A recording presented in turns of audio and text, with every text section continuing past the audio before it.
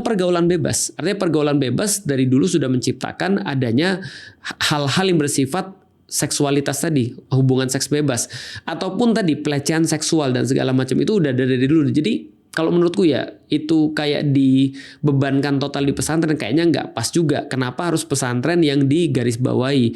Padahal pesantren itu adalah justru kalau kita lihat ya dari segi pendidikan, kalau diterapkan secara benar itu lebih aman. Contoh kayak gini ya, nih sederhananya ya.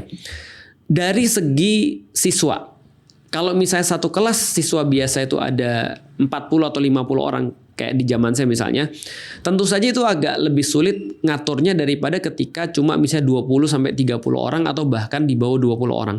Dan pesantren-pesantren zaman sekarang kalau misalnya teman-teman lihat ya sekitar segitu aja. Tapi banyak ustadz yang pesantrennya itu bahkan sampai 100-an orang. Nah itu berarti masalahnya ada di situ.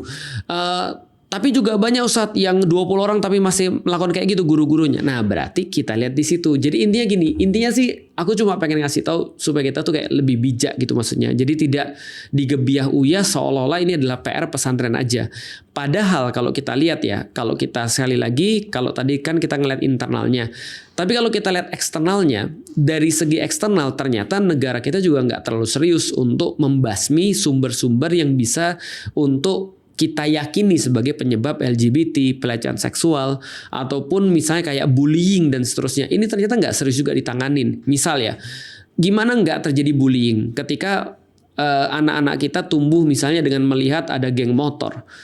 Anak-anak kita tumbuh dengan melihat dengan film-film yang bullying, pro kepada bullying, atau seolah-olah menggambarkan laki-laki yang jantan tuh harus bisa mukulin orang atau harus bisa untuk kayak menindas orang, atau misalnya justru terjadi pada ospek ketika mereka kuliah, ketika misalnya di kantor-kantor misalnya, atau misalnya di pemerintahan